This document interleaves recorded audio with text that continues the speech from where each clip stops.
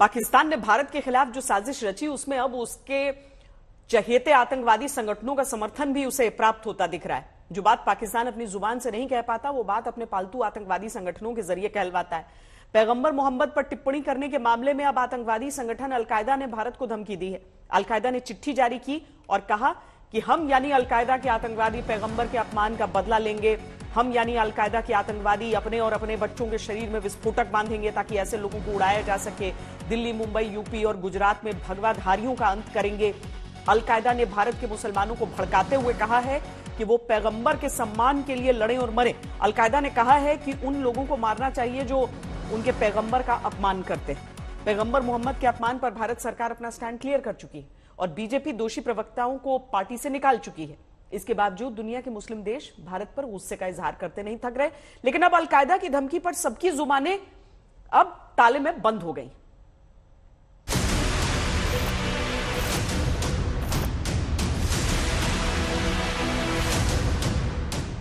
ये अलकायदा की वो चिट्ठी है जिसमें भारत के शहरों में फिदाइन हमलों की धमकी दी गई है।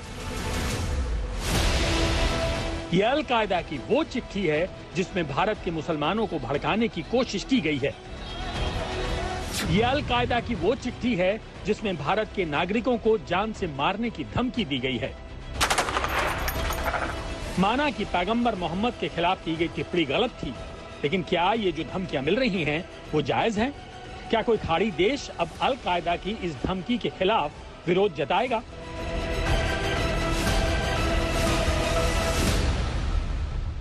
जो अलकायदा मुसलमानों की हिफाजत के बजाय मुसीबत हो, उसके बारे में आपको समझना होगा कि ये इस्लाम को सुरक्षा कवच बना करके इंसानियत को लहूलुहान करना चाहते हैं।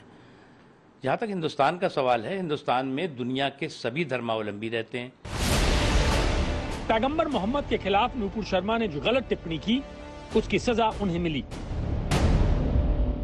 मुस्लिम देशों की भावनाएं आहत हुई। भारत सरकार ने बिना देर किए अफसोस जताया।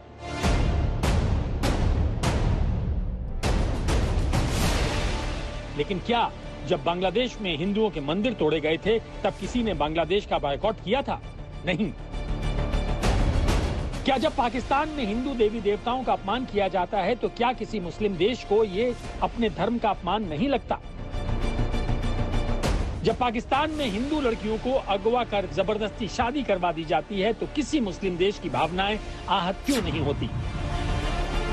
लेकिन भारत में कोई फ्रिंज एलिमेंट पैगंबर मोहम्मद पर टिप्पणी कर दे तो भारत को धमकियां मिलनी शुरू हो जाती हैं। भला ये क्या बात हुई? देखिए साहब, ये 2 टके की ऑर्गेनाइजेशन, इसको अपनी जो है औकात से ज्यादा नहीं जाना चाहिए। भारत में जो भी कुछ वारदात हुई, हमारी सरकार ने एक्शन लिया है, क्लियर कर दिया है कि हम सब धर्मों का की इज्जत आदर करते हैं, इज्जत करते हैं, और वो जो भी भूल किसी से हुई उसने अपोलोजाइज किया है और उनके बरखिलाफ एक्शन लिया गया है। तो इसके चलते अलकायदा का यहाँ पे सरगना बनना भारत का रूलर नहीं है वो। ठीक है साहब, हमको अपनी सेल्फ करेक्शन आती है। इसके बीच में अलकायदा जैसा कोई टेररिस्ट संगठन अगर कूदेगा उसके खिलाफ एक्शन लिया जाएगा।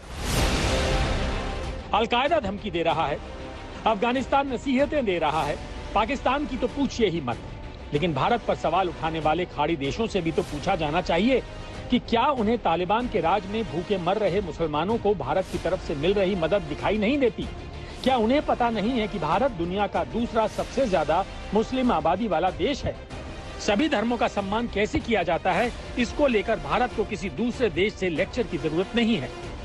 धार्मिक सहिष्णुता का पाठ भारत ने दुनिया को पढ़ाया है। पाकिस्तान में 18% हिंदू थे, आज वहाँ जो है 1.1% से भी कम रह गए हैं। वहाँ के सिख, वहाँ के हिंदू, वहाँ के बौद्ध क्या हाल किया है पाकिस्तान ने, अफगानिस्तान ने, तालिबान ने, और ये पाठ सिखा रहे हैं टॉलरेंस का। इनके स्टेटमेंट आने का मतलब ये है कि पाकिस्तान उसके पीछे है और हम लोग पीस एंड स्टेबिलिटी में विश्वास रखते हैं, साथ साथ रह रहे हैं, और इस तरह की जो हरकतें होंगी उससे और नुकसान कम्युनिटीज़ का होगा। पैगंबर मोहम्मद पर गलत टिप्पणी की गई, जिस पर बीजेपी कार्रवाई कर चुकी है। आगे ऐसा ना हो, इसे भी सुनिश्चित किया जा रहा है। लेकिन अगर कोई ये समझता है कि भारत अलकायदा जैसे संगठनों की धमकियों से डर जाएगा, तो किसी मुगालते में ना रहे। ये बात खासकर पाकिस्तान को समझ लेनी चाहिए। आज तक ब्यूरो।